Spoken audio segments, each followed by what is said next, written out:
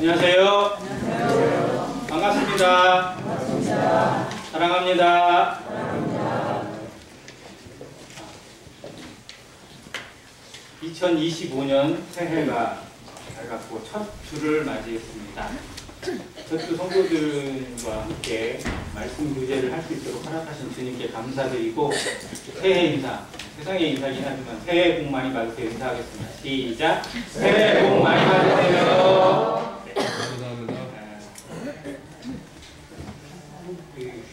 먼저 좀 광고 조금 드리고 시작을 할까 합니다.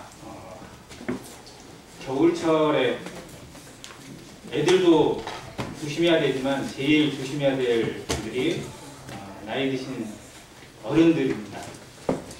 미끄러져서 사고 갈 수 있고 또 고관절이나 이런 부분에 다칠 수 있는데, 그래서 무임의 한영진님이 넘어지셔서 머리와 또 허리 쪽에 충격 받으셔서 그동안 고생을 너무 많이 하셨어요. 오늘 이렇게 어떻게 보면 나오신 것도 극적인 은혜다라는 생각될 정도인데, 기도해 주시고 또 항상 조심하시기를 또 기도해 주시길 바라고요.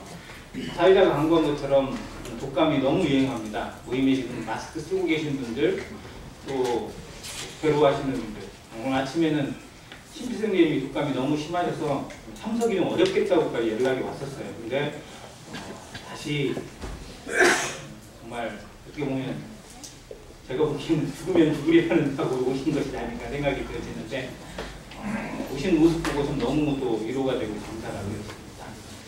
또 한 가지는 오길 선생님 가정 광고인데요. 아시는 분들은 아시겠지만 그동안 모임에 여러 가지 어떤 어려움들도 있었고 또 적응이 좀 힘든 부분도 있으셨던 것 같아요. 그래도 뭔가 조율이 좀 쉽지 않아서 어려움을 계시다가 결국 올해 시작하면서 원골 송편교회로 옮기게 되었습니다. 그래서 오늘부터 아마 거기에 참석하시게 됐거든요. 한 며칠 동안 제대로 잠을 잘 못 잤습니다. 여러 가지 여러 생각도 들고 또 이게 어떤 의식가라는 생각도 참 많이 들었어요.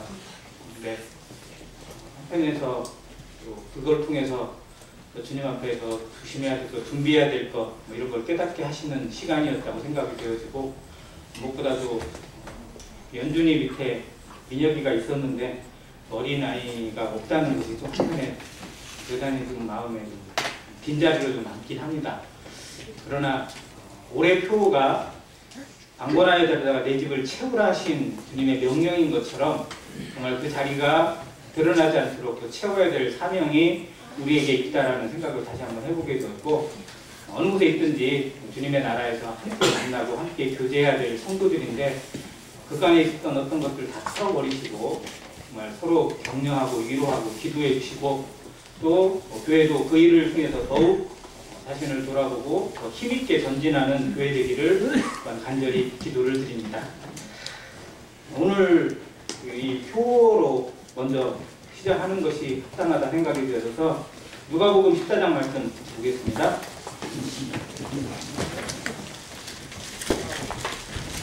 누가복음 14장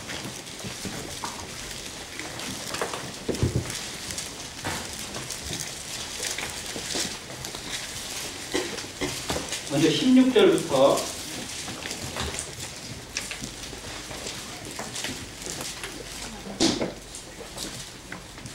17절까지 말씀 읽겠습니다.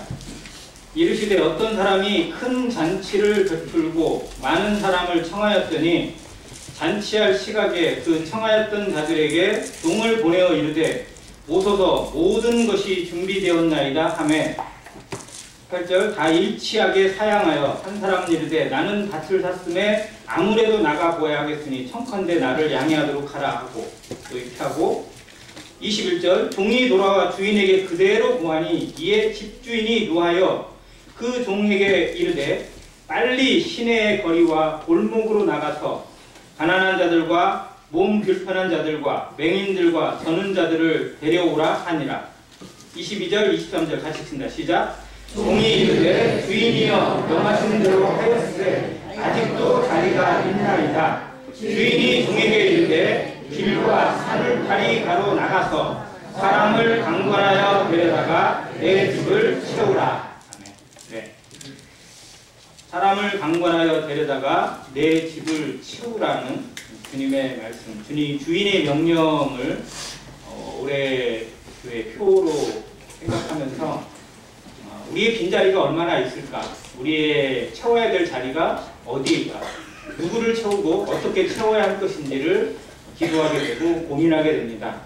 올 모든 성도들이 무엇보다도 한 영혼에 대한 가치를 다시 한번 마음에 새기고 내 옆에 있는 자리, 내가 붙들어서 채워야 될 자리를 영안으로 바라보고 그 자리에 합당한 영혼을 위해서 내가 어떻게 드릴 것인지, 어떻게 준비할 것인지, 어떻게 말하고 어떻게 이끌 것인지, 어떻게 데려올 것인지 주님과 함께 동행하고 주님의 마음으로 받는 한 해가 되기를 주님의 이름으로 기도합니다.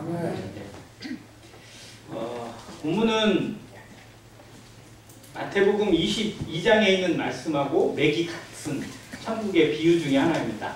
마태복음 22장을 같이 공부를 하는 게 훨씬 좋은데요. 시간상 간략하게 말씀을 드릴게요.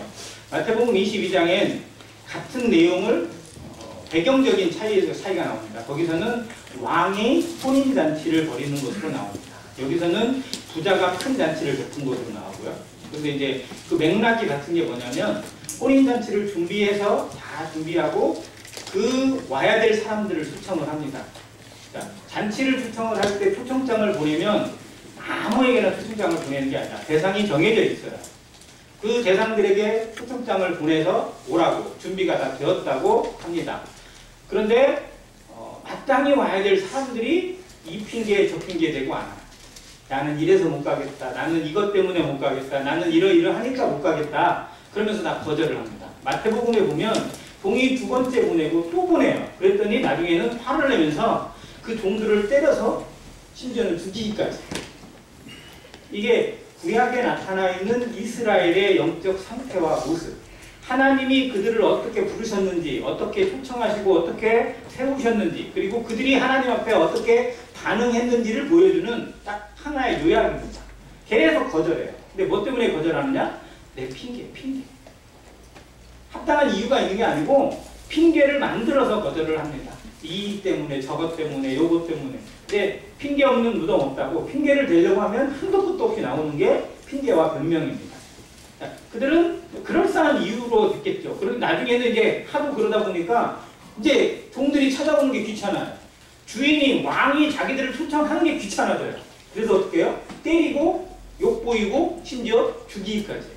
그게 어떻게 했어요? 선지자들을 그렇게 때리고 죽이고 했다가 나중에 누구까지? 아들 예수 그리스도까지 그렇게 한 것을 보여주는 내용이긴 합니다. 자, 그래서 이제 그것에 진노한 왕이 어쨌든 잔치는 해야 되니까 그래서 길거리로 나가서 이 사람들을 태워와라, 데려와라, 누구든지 데려와라 이렇게 했는데도 자리가 있다고 하니까 그러면 아예 성 밖에도 나가서 만나는 대로 데려와라 하는 것이 본문의 내용입니다. 여기에 담겨있는 의미들, 그리고 교회가 무엇을 위해 힘써야 될 것인지를 너무나 분명하게 보여주는 말씀이기도 합니다. 자, 거기에 흐름에서 우리가 좀 이해해야 될 게 뭐냐면 혼인잔치입니다. 잔치 중에 제일 큰 잔치는 아무래도 무슨 잔치예요? 혼인잔치죠. 자, 성경의 결혼, 혼인 연결된 부분을 살펴보면 이게 성경의 맥입니다. 창세기 2장에 이 결혼이 나와. 그리고 하나님 앞에 그게 가장 아름다운, 하나님 보시기에 너무 좋은 거예요. 다 좋았는데 하나님 보시기에 첫째 날 빚을 지으시고 좋았다. 둘째 날 뭐 하고 좋았다. 셋째 날 뭐 하고 좋았다. 넷째 날까지 하고 취미 좋았더라. 근데 하나님 보시기에 한 가지 안타까운 게, 뭔가 좀 빠진 게 뭐였어요? 네, 사람이 독처한 거. 혼자 지내고 있는 것이 하나님 보시기에 안 좋았던 거. 유일한 하나예요. 이게. 그걸 채우셨습니다. 그 비밀이 뭐냐면 바로 사람이 하나님과 연합되어야만 진짜 좋은 거예요. 하나님으로서 왔기 때문에 이 사람이 죄로 말미암아 하나님에서 떨어져 나가는 상태, 이게 결국 보면 독처하는 거예요. 왜? 자기 인생 자기가 혼자 살겠다는 거예요. 하나님이 자기를 지으시고 하나님의 명령과 사명이 분명히 주어졌는데도 내 인생은 내 거다. 내 마음대로 살겠다. 이게 실상은 죄의 본질이고 하나님 없이 살겠다는 것이 실상은 죄의 가장 큰 반역입니다. 그런데 이게 하나님 보시기에 좋지 않았어요. 그래서 하나님은 그들을 진노하시고 심판하신 것보다는 그들을 불러내시기를 끝까지 하셔서 나중에 아들을 보내셔서 아들의 생명을 통해서 아들의 몸을 통해서 피를 통해서 그들의 모든 죄를 그 몸에 대신 갖게 하시고 그리고 세상 죄를 지고 가는 어린 양이 되게 하셔서 저주를 받고 죽기까지 피 흘려 모든 피를 쏟으시고 죽기까지 순종하게 하셔서 그들을 한 몸으로 그리스도와 연합된 지체로 하나님의 자녀로 하나님의 비밀인 교회로 불러 세우셨습니다. 이게 창세기 2장에 나와 있는 아담의 갈빗대를 취해서 여자를 만드셔서 둘이 하나가 되게 하신 그 비밀이 그리스도를 통해서 교회를 세우시고 신부를 세우시고 둘이 하나가 되게 하는 이 교회의 연합의 비밀입니다. 그리고 그 결혼, 그 혼인잔치의 비밀이 지금 우리는 어떻게 보면 혼인잔치를 준비하고 혼인잔치를 벌이고 있는 거나 마찬가지죠. 그리고 그것의 최종잔치가 계시록에 나와 있는 것처럼 어린 양의 혼인잔치. 저 땅에서, 저 하늘에서 이루어질 그 위대한 잔치가 예비되어져 있습니다. 자, 하나님은 누구보다도 잔치를 기뻐하세요. 왜? 하나님의 피조물들과 함께 하나님의 마음을 합한 자들과 함께 정말 즐기고 누리고 하나님의 것을 나누고 싶어 하세요. 그런데 그 마음을 이해하지 못하고 받들지 못하는 인생들 때문에 정말 하나님 마음에 애가 타는 거죠. 자, 여기서도 마찬가지입니다. 주인은 정말로 그 사람들과 같이 나누고 싶어 해요. 그래서 충분히 준비합니다. 많이 준비했어요. 자, 아까 본문 읽은 14장 17절에 보면 잔치할 시각에 그 청하였던 자들에게 종을 보내어 이르되 오소서 뭐라고 되어 있어요? 모든 것이 준비되었나이다. 자, 잔치에 필요한 모든 것이 준비되어졌어요. 이미 다 됐어요. 그럼 뭐만 가면 돼요? 몸만 가면 돼요. 자, 우리가 구원받았고 믿지 않는 자들이 구원받을 수 있는 준비에 그 사람이 해야 될 거 있어요? 없어요? 없어요. 다 준비됐어요. 뭐만 하면 돼요? 믿기만 하면 돼요. 믿음으로. 이게 실제로 그걸 의미하거든요. 모든 것이 준비되었습니다. 오시면 됩니다. 자, 그러면 잔치를 준비하는 이 주인이 준비하는 것들이 구체적으로 뭐가 있을까요? 잔치를 준비하는 사람이 준비할 거 뭐예요? 보통 음식만 생각하는데요. 유대인들의 잔치에는 음식보다 더 중요한 게 있어요. 똑똑똑 시작했죠. 자, 근데 첫 번째가 뭐냐? 예복이에요. 이 잔치는 특별한 잔치라서요. 예복을 입는 사람들만 들어가게 합니다. 예복이 먼저 준비돼요. 예복이 무엇을 의미하는지 아시겠죠? 자, 마태복음 22장 뒷부분에 14절에 보면 이 예복을 입지 않고 자기 옷을 입고 들어간 사람이 한 사람이 나와요. 이게 왜 중요하냐? 주인이 준비한 것이 무엇을 의미하는지를 제대로 이해하지 못하고 지 맘대로 하겠다는 거야. 주인이 왜 예복을 준비했는지를 이해하지 못해요. 주인의 뜻을 이해하지 못하고 나는 내 온대로, 나는 내 맘대로 입고 들어가겠다라고 말하는 것. 이게 누구를 거절하는 거냐? 예수 그리스도를 거절하는 거다. 이 예복은 예수 그리스도를 예수 그리스도로 말미암아 그리스도로 옷 입은 사람들, 그리스도로 연합된 사람들, 그리스도로 구원받은 사람을 의미하는 옷이에요. 이 잔치의 기본입니다. 자, 두 번째는 당연히 떡과 포도주와 음식입니다. 주님의 앞에 영접되어지고 주님의 잔치에 참여하는 사람들은 누려요. 주님은 우리에게 풍성하게 누리게 합니다. 이것이 내 몸이다 라고 말씀하셔서 그 몸을 나누게 하세요. 이것이 내 피다. 이거를 나누게 하십니다. 너희가 다 나누라. 주님을 나누게 하세요. 자, 떡과 포도주가 바로 예수 그리스도의 생명, 예수 그리스도의 모든 것을 의미하는 것을 우리에게 일주일마다 매 주마다 그걸 기념하게 하시고 그걸 나누게 하시는 하나님의 사랑이 우리에게 담겨 있어요. 자, 음식을 나눕니다. 이게 먹을 게 없으면 그 잔치도 아니죠. 결혼장에 왜 가세요? 결혼장에 가면 이유가 있어요. 첫 번째는 봉투를 내야 되니까. 자, 봉투를 딱 내고 나면 뭘 받아요? 식권을 받습니다. 식권을 받고 어디로 가요? 바로 요즘에 이게 한국에서 나오는 일상 중에 하나예요. 외국인이 이해 못합니다. 외국인들은요, 결혼식에 가면 그 결혼식을 즐기러 가는 거예요. 같이 놀아주고 같이 즐겨주고. 그래서 결혼식이 뭐 1시간에 끝나면 안 돼요. 거기는 몇 시간 동안 됩니다. 끝나고 나서 뒤풀이가 그게. 근데 우리나라 사람들은 뭐하러 가냐? 한 끼 때우러 가. 뭔가 좀 이상한 것 같아요.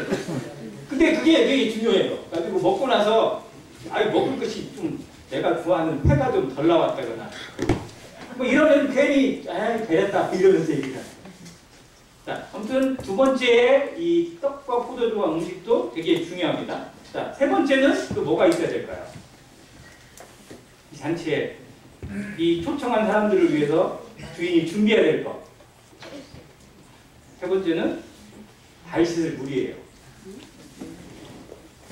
우리나라에 지금에서는 도저히 안 맞죠. 발 씻을 물, 양말도 다 신고 다 입었는데 뭔 발을 왜 씻어요? 근데 이때 당시에는 사회 문화가 다르잖아요. 주인이 손님을 초청하면 제일 먼저 해야 될 게 뭐예요? 발을 씻겨야 돼요.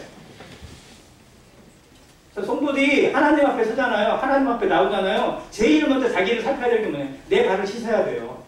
나를 돌아봐야 돼요. 하나님 앞에 잔치에 참여하고자 하고 하나님 앞에 같이 서고자 하면 정말 주님이 나를 목욕시켜 주신 것에 대해 생각하면서 내 손과 발을 씻어야 돼요. 죄가 없는지 하나님과 관계가 어떻게 됐는지를 늘 생각하면서 자백하고 돌아서고 그거를 주님 앞에 내려놔야 됩니다. 발 씻은 물이 꼭 있어야 돼요. 이것이 그 잔치에 참여하는 사람의 기본입니다. 자, 네 번째는 이 사람들에게 정말 또 복 중에 하나 복이냐면 향기름이에요. 뭐예요? 기름을 어디다 할게요? 어디다 할까요? 머리에 발라요. 어쩌라고? 고운 냄새 나라. 자, 이 향기름이 뭘 상징해요? 뭘 의미해요? 성령을 의미해요. 잔치에 참여하고 하나님의 나라에 참여하고 하나님의 나라에서 같이 교제하는 성도는 무엇으로 사는 거예요? 성령을 사는 겁니다. 자신을 돌아보고 자신을 내려놓고 구원받고 주님과 함께 공유하면서 성령으로 살지 않고 성령으로 행하지 않으면 주인의 뜻과 어긋나는 길을 갈 수밖에 없어요. 그래서 이 네 가지가 준비된다고 합니다. 이 의미가 정말 우리에게 좀 귀한 의미인 것 같아요. 그래서 잔치에 참여한다는 건 정말 놀라운 복을 받는 거예요. 놀라운 대접을 받는 거고요. 놀라운 신분을 얻는 겁니다. 그래서 이스라엘에 있어서 또 유대인들에게 있어서 잔치에 초대한다는 건 어떤 관계냐면 나와 너는 하나다라는 거예요. 단순히 와서 잠깐 자리를 채우라는 의미가 아니고요. 너와 나는 정말 같은 뜻을 가지고 있는 한 편이고 한 나라고 하나다라는 것을 이 동질의 관계를 설명해 주는 것이 초청장이에요.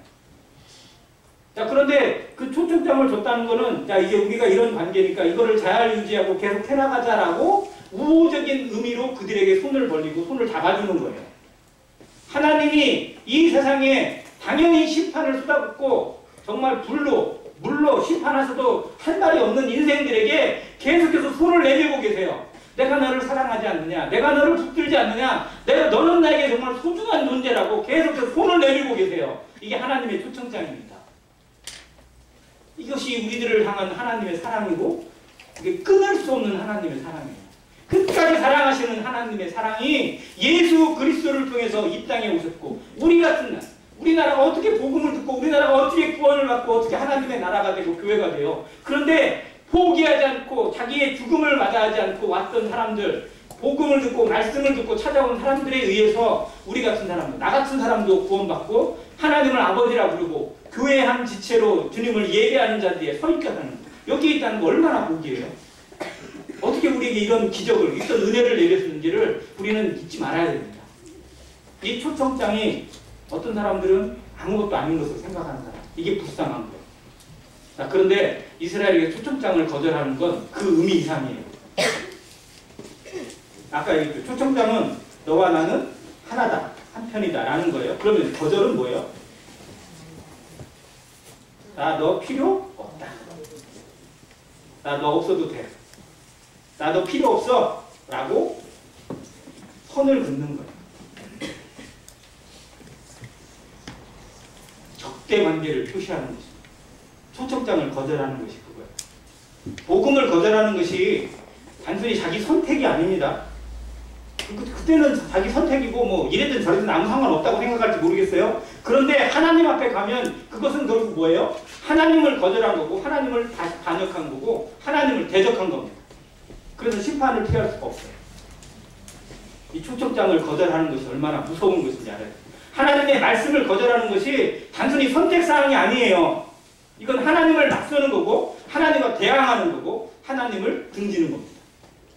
우리는 말씀을 들을 때, 말씀을 받을 때 정말 조심해야 돼요. 왜? 그 말씀을 하나님이 내리신 명령이고 하나님의 초청장인데 그 말씀에 맞서는 경우도 있고 그 말씀을 등지고 살아가는 경우도 있고 그 말씀을 반역하는 경우도 있을 수 있습니다.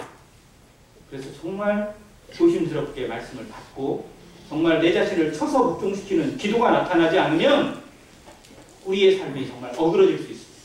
주님과 정반대의 길을 갈 수 있어요.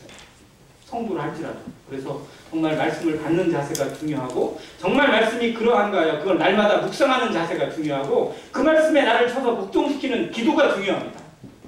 이 일이 함께 이루어지지 못하면 우리는 하나님을 어떻게 보면 날마다 거스리고 날마다 반역하고 날마다 맞서서 거절하며 살아가는 경우도 너무 많아요. 이거를 마음에 늘 새기면서 올 한 해 하나님과 맞서지 않고 하나님에게 대항하지 않고 등지지 않고 하나님과 정말 손을 맞잡고 동행하면서 늘 하나님의 그 복을 누리며 살아가는 성도 되시기를 간절히 바랍니다. 자, 이 사람들이 핑계를 댑니다. 그냥 거절은 안 해요. 핑계를 댑니다. 첫 번째 사람, 뭐한 사람이에요? 자, 18절 보니까 나는 밭을 샀음에 아무래도 나가봐야. 예, 아무래도가 있어요. 우리가 복음을 전하고 누군가에게 복음 집회 있으니까 뭐 있으니까 가자. 그러면 이 사람 아이씨 이렇게 하는 사람도 있긴 있어요. 정말 개범하게 이런 사람도 있어요. 근데 대개는 어떻게 해요? 완곡하게 거절을 해요. 나 바빠. 자신. 대놓고 욕하거나 그러진 않아요. 왜? 그게 나쁘지 않다는 걸 본인도 알거든요.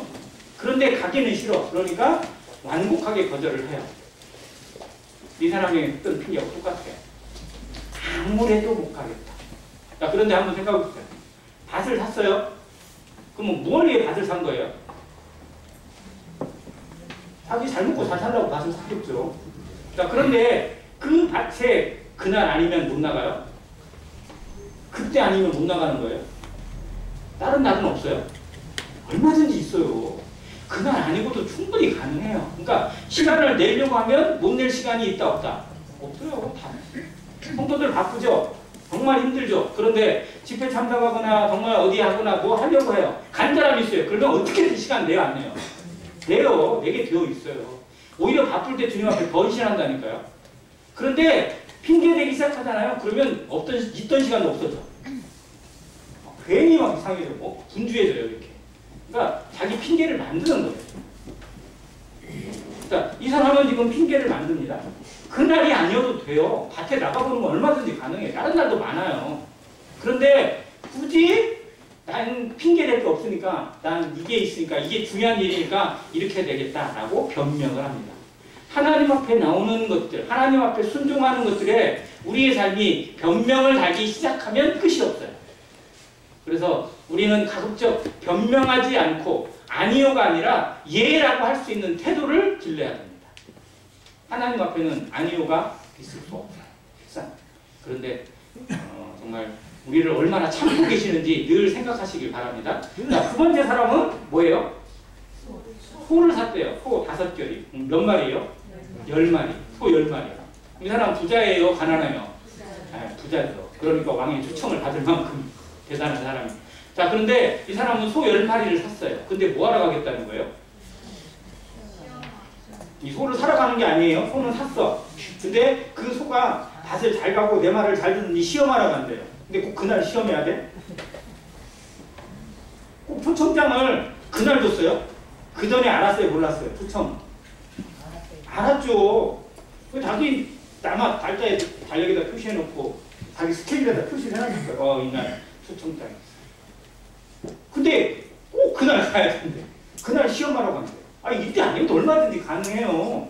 내려고 하면 얼마든지 낼 수 있어요. 이건 핑계거리가 못 돼요. 그런데 어떻게든 핑계를 대야 되니까 되는 것이 뭐냐?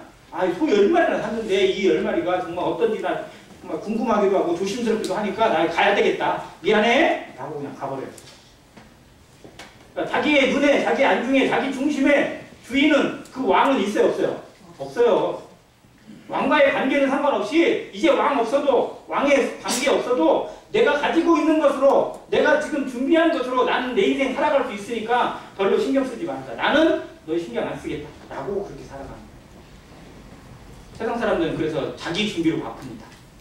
자기 인생 자기가 설계하고 내 인생 내가 만들어간다고 생각을 하니까 계속 바빠요. 쉴 틈이 없어요. 안식이 없습니다. 우물을, 구덩이를 하나만 파가지고는 안심이 안 되니까 주변에다 막 한 10대 개를 파요. 근데 나중에 지가 파는 운동에 지가 빠지죠. 자기가 하는 것 때문에 결국 빠지게 되어 있어요. 사람이 그래요. 머리 좋은 사람이 자기 머리 때문에 당하고요. 사기 잘 치는 사람이 결국 사기 당해요. 정말로 이 세상은 그런 아이러니가 있더라고요. 자, 이런 모습이 나와요. 자, 세 번째 사람은 또 뭐라고 들어요? 핑계를? 아, 장가 들었으니 그러므로 가지 못하겠다. 이건 좀 합당한 것 같아요? 장가 들었으니 못 간다는 거는 뭐 하겠다는 거예요? 아, 내 마누라는 모르겠다는 거죠. 아, 나는 신혼이니까 나한테 와이프랑 노는 게 더 좋아. 나 안 가. 이렇게. 자, 근데 이스라엘의 법에 장가를 간 사람은요, 첫 번째 누구에게 충성해야 돼요? 아내에게 충성해야 돼요. 그래서 자기의 일도 쉬어요. 휴가를 줘. 율법이에요. 아유, 대단해요. 이스라엘의 법이 진짜 대단하다. 우리나라 법보다 더 좋아요. 장가를 갔다고 휴가를 줘. 대단한 거 아니에요? 얼마 동안, 2년 동안 아내에게 봉사하래. 아이, 우리나라 엄청 좋은 나라 됐어. 이스라엘 태어났으면요, 결혼하자마자 2년 동안 마누라를 위해서 정말 봉사해야 돼요. 자, 그게 이스라엘의 법 중에 하나예요. 그런데 한번 보세요. 잔치가 있어요. 그 잔치에 와이프를 같이 가면 안 돼요? 안 돼요? 더 좋죠. 그러면 아내가 좋아하겠어요? 아, 싫어하겠어요? 더 좋아하죠. 그러니까 더 가야 돼요. 그런데 그게 관심이 없는 거예요. 그러니까 핑계대고 난 결혼했으니까 못 간다고 핑계를 대고, 이건 더 말도 안 되는 핑계예요. 더 가야 돼요. 오히려 아내를 위해서 더 가야 돼요. 누구 때문에 못 가겠다, 누구 때문에 교회 못 간다, 이런 얘기 핑계대는 건 오히려 진짜 하나님 앞에 말도 안 통해요. 나중에 그 사람 때문에 더 해야 돼요. 성도들도 누구 때문에 뭐 하겠다, 누구 때문에 뭐 못 하겠다 이런 얘기 하면 안 돼요. 누군가가 핑계가 돼서는 안 돼요. 그 사람이 기도 제목일 수는 있지만 하나님 앞에 못 가고 하나님의 일을 불순종하는 핑계가 되어서는 안 된다는 겁니다. 우리는 그렇게 하나님 앞에 살아갈 수 없어요. 양심이 그렇게 안 돼요. 정말 그것 때문에 더 충성해야 되고 더 기도하고 더 엎드려야 돼요. 그것이 하나님 앞에 합당합니다. 자, 이 세 가지의 핑계는 정말 말도 안 되는 핑계를 대는 세상의 모습을 그대로 보여주고 있어요. 자기 딴에는 그럴싸해요. 자기 딴에는 게 중요해요. 그런데 하나님의 입장, 주인의 입장에서는 말도 안 돼요. 그 주인이 분노합니다. 관계를 끊어버려요. 하나님이 참으셨던, 하나님이 인내하셨던 모든 관계를 끊어버리시고 그들에 대해서 버리십니다. 그게 이스라엘. 자, 그런 다음에 종들에게 이제 어떻게 하라고 해요? 자, 21절을 보니까 빨리 시내의 거리와 골목으로 나가서 누구에게? 가난한 자들과 몸 불편한 자들과 맹인들과 저는 자들을 데려오라. 자, 원래 이런 사람들은 초청 대상이 돼야 안 돼요? 안 되죠.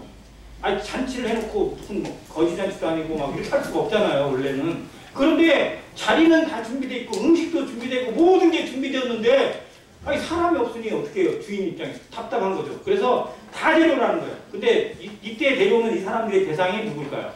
누구를 의미할까요? 여기 있는 사람들이? 그러면 그 뒤에가 좀 이상하시지 않아요? 23절이 보면 우리가 이게 이방인 맞잖아요. 그럼 여기에 있는 21절은 누구를 대상으로 할까요? 바로 흩어져 있는 유대인들이에요. 나라 잃고 집 잃고 정말 뺑뺑이 돌면서 여기저기 흩어져 있는 유대인들. 그래서 처음에 복음은 누구에게 전해졌어요? 유대인들에게 전해졌어요. 사도들이 누구에게 전했어요? 유대인들에게 전했어요. 왜? 하나님을 알 수 있는 통로는 유대인밖에 원래 없었어요. 그래서 오순절날 성령 강림이 이뤄지는 그때 16개의 방언으로 이렇게 각 지역에 복음이 전했잖아요. 그 사람들이 누구예요? 유대인들입니다. 각 지역에 흩어져 있는 유대인들. 그런데 오순절날을 맞아 하나님 앞에 예배를 드리러 성전으로 찾아온 사람들, 이런 사람들을 경건한 유대인이라고 합니다. 그리고 흩어져 있는 경건한 유대인들을 가리키는 말이 디아스포라입니다. 자, 이들에게 우선 복음이 전해졌어요. 그리고 초대교회는 이들을 통해서 이루어졌습니다. 사도들 12명이 다 누구예요? 유대인들입니다. 자, 초대교회에서 어떤 예루살렘 교회 성도들 유대인들이에요. 물론 헬라파 유대인도 있어요. 히브리파 유대인도 있고 헬라파도 있어요. 근데 그들도 유대인이었어요. 유대인의 피가 같이 섞여 있는 사람들이에요. 근데 거기서도 헬라파냐 히브리파냐 가지고 갈등이 생길 정도로 사람은 뭔가 항상 갈등이라는 걸 늘 안고 살아가는 것 같아요. 자, 그러다가 그게 한계예요. 유대인적 한계예요. 유대인들의 세계관은요, 유대인 외에는 다 뭐예요? 다 죄인이고 다 개들이에요. 이방인들을 바라보는 눈이 안 돼 있어요. 그런데 예수님은 그 눈이 아니거든요. 사도행전 1장 8절 우리가 아는 말씀이었어요. 오직 성령이 너에게 임하시면 너희가 뭘 받고? 권능을 받고. 자, 보세요. 첫 번째 어디?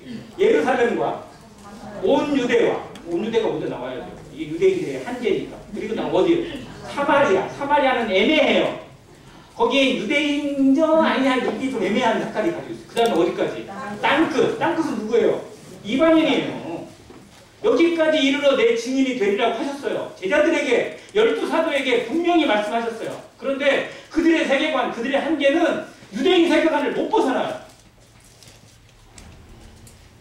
심지어 사도 바울이 복음을 전하는 복음 전도자로 쓰임 받고 복음 받았어요. 자, 그런 다음에 안디옥 교회에 복음을 전하게 되고 안디옥에서 가르쳤잖아요. 거기에는 헬라인들이, 이방인들이 들어왔어요, 안 들어왔어요? 들어왔어요. 이방인 교회의 곁이면 최초가 안디옥 교회란 말이에요. 자, 그런데도 불구하고 사도 바울이 복음을 전하러 가는 그 대상자는 누구였냐면 흩어져 있는 유대인들이었어요. 그게 갈라디아 지역이었고 그 아시아 지역을 못 벗어났어요. 유대인들 위주로 전하다 보니까. 그런데 2차 전도회 때 하나님이 그들의 길을 다 막으신 거예요. 다 때려 못 전하게 하시는 거예요. 성령이 전하지 못하게 하셨어요. 너무 답답해서 기도하다 보니까 건너와서 우리를 도우라. 그게 마게도냐 사람이에요. 유럽이에요. 이제 거기에는 유대인들도 물론 있을 수 있겠지만 주로 이방인들 위주로 있어요. 그곳에 가서 복음을 전하라고 하신 거예요. 그렇게 생겨난 첫 번째 교회가 어디 교회예요? 빌립보 교회예요. 그래서 이방 선교의 핵심으로 번거지로 삼은 안디옥 교회, 최초로 세워진 이방인 교회 빌립보 교회. 이 교회가 성경에서 중요합니다. 자, 이것이 이렇게 이루어져요. 첫 번째는 불쌍한 사람들, 집도 없고 가난하고 병들고 이런 사람들을 이렇게 표현했어요. 그런 유대인들에게. 그러나 하나님을 향한 믿음이 있었던, 말씀이 있었던 그들에게 우선 복음이 전해지게 합니다. 그래서 그들을 데려왔어요. 그런데 채워져 안 채워져요? 안 채워집니다. 유대인들의 한계예요. 그래서 이제 빈자리를 어떻게 채우라? 23절에 길과 산울타리 가로 나가서 그 성을 나가라는 거예요. 자기들의 한계, 자기들의 테두리, 울타리를 넘어서 나가라는 겁니다. 어디로? 땅끝으로. 어디 있는지 주의 복음을 가지고 나아가서 전하라는 겁니다. 이게 사도행전의 아주 중요한 그 전환점이에요. 그래서 2차 전도 여행이 실상은 사도행전에 있어서 가장 중요한 여정 중에 하나였어요. 그 여정에서 그게 깨뜨려지고 이방인들이 정말 계속 구원받고 교회가 생겨나고 이렇게 되면서 정말 교회 시대가 온전하게 이루어지는 어떤 그러한 흐름을 만들게 됩니다. 자, 여기서 주시는 말씀은 어느 곳에 가든지 다 전하라는 거예요. 그런데 그 전하는 방법에 대해서 우리가 토로 삼은 건데요. 자, 사람을 뭐해서? 강권하여 내려다가. 강권은 딴 말 뭐예요? 끌고 살아. 좋게 표현하면 자, 두드러 패서라도 하면 좀 어때요? 그게 조금 심하긴 하지만 이제 마음으로는 진짜 그 정도로. 왜요? 너무 답답하잖아요. 내가 지금 너한테 지금 죽으러 가려고 그러냐? 돈 달라고 그러냐? 근데 교회 가면 죽는 것처럼, 교회 가면 다 뭐 무슨 잃어버리는 것처럼 왜 딴 데 가자고 할 때는 그렇게 차 타고 갔더니 교회 가자 그러면 안 가는 거예요. 교회 가려고, 교회 데려오려고 막 밥 먹이고 뭐 해주고 같이 해주고 막 다 했어요. 그때는 너 같은 친구 없어 막 좋아했다가 이번에 한번 교회 한번 갈까? 갑자기 막 안색이 바뀌면서 너 그런 놈이었어? 뭐 이렇게 쳐다보면 진짜 이게 난감하거든요. 근데 그런 사람이 있어요 없어요? 배신감. 내가 너를 위해서 얼마나 투자했는데. 근데 그럴지라도 실망하지 말고 끝까지. 자, 이 강권은요 한 번일까요? 여러 번일까요? 끝까지일까요? 끝까지. 강권은 단번에 강도를 의미하는 게 아니고요. 포기하지 않고 끝까지 하는 걸 의미합니다. 성경에 강권이라는 의미가 두 가지가 나와요. 아시는 것처럼 고린도후서 5장 17절 잘 아시죠? 뭐가 우리를 강권하시는 거다? 그리스도의 사랑이 우리를 강권하시는 거다. 이 강권이 있고 여기서는 사람을 강권하여 내 집을 채우라 이렇게 하셨어요. 같은 의미일까요? 다른 의미일까요? 어떠세요? OX입니다. 같다 다르다. 같다? 한글로 같죠? 그러면 헬라어도 같을까요? 헬라어가 달라요. 헬라어는 이 의미를 더 분명하게 얘기해 줍니다. 고린도후서 5장에 슈레코라는 단어가 쓰였는데 이거는 하나님의 흔들리지 않는 사랑이 우리를 붙들고 계시는 것을 의미해요. 이건 상태를 의미합니다. 완벽하게 이루어져 있는 상태. 즉 그리스도가 우리를 강권하시는 건 계속적인 과정도 필요 없을 만큼 완벽하게 준비되어져 있고 더 이상 벗어날 수 없을 만큼 누구도 빼앗을 수 없을 만큼 완벽한 상태로 보호하시고 이끌어내시는 상태를 의미해요. 이게 슈레코라는 단어를 쓰셨어요. 그런데 반면에 누가복음 14장에 강권하여 내 집을 채우라는 건요 계속적으로 해야 되는 진행형이에요. 그러니까 내가 사람이 사람에게 하는 것은 이 아난카조라는 단어를 쓰셨어요. 이거는 완벽하지 없습니다. 완벽할 수가 없어요. 그리고 완전할 수도 없어요. 우리의 전도가 우리의 구령이나 우리가 누군가를 초청하는 것이 완벽해서 하는 게 아닙니다. 우리는 늘 부족할 수밖에 없고 부족함이 많아요. 그런데도 해야 돼요. 이 강권이라는 의미는 안 되는데도 포기하지 말고 라는 의미가 담겨져 있습니다. 한 번에 멈추지 말고. 그리고 디모데전서에 보면 너는 말씀을 전파하라. 뭐를 얻든지 맡든지. 때를 얻든지 못 얻든지 항상 힘쓰라고 했어요. 이거예요. 때를 얻든지 못 얻든지. 강권이라는 의미와 비슷한 단어입니다. 또 전도서에 가보면 너는 식물을 물 위에 던지라. 그리고 뭐예요? 풍새를 살피거나 바람을 바라보지 말고 나중에 거두게 하신다는 거예요. 풍새를 살피는 거는 뭐 하는 거예요? 네, 염려하고 걱정하고 변명하는 겁니다. 자, 복음을 전하라고 했더니 복음을 전하기는 해야 되겠는데 어떻게 전하지? 뭐라고 하지? 또 이놈이 뭐라고 할까? 그 생각들은 자기 생각에서 머리가 막 돌기 시작하면 한마디도 전할 수 있을까 없을까요? 안 될 것들만 계속 생각이 돼요. 우리의 머리의 한계예요. 안 되는 쪽으로만 발달해요. 우리의 염려의 한계예요. 좋은 쪽으로 긍정적으로 막 생각을 해야 되는데 안 좋은 쪽이 더 많이 생각이 돼요. 이게 우리의 머리는요 부정적으로 발달되어 있어요. 그래서 이 머리를 의지하지 마세요. 이 머리가 시키는 대로 따라가다 보면 결국은 안 해요. 할까 말까 할까 말까 계속 고민하죠. 그 사람은 결국은 하는 확률이 높아요? 안 하는 확률이 높아요? 안 하는 확률이 훨씬 높아요. 그러니까 핑계를 그렇게 돼요. 하려고 했는데요 이래서. 안 오는 사람이나 안 하는 사람이나 뭐 똑같아요. 그러면 이걸 따지지 말라는 거예요. 우리가 여기 해야 될 건 뭐냐? 주인의 명령이라는 거예요. 내가 해야 될 건 주인의 명령을 수행하는 종인 거지 내가 주인이 아니잖아요. 내가 해야 될 역할은 그 사람이 오든지 안 오든지 듣든지 안 듣든지 전하는 것이 우리의 사명이고 우리의 명령이라는 겁니다. 이것을 늘 기억하고 살아가는 성도예요. 이게 교회예요. 이것이 안행교회에게 주신 하나님의 명령이요 우리에게 주신 그리스도의 명령입니다. 강권하여 데려다가 내 집을 채우라. 주님의 집.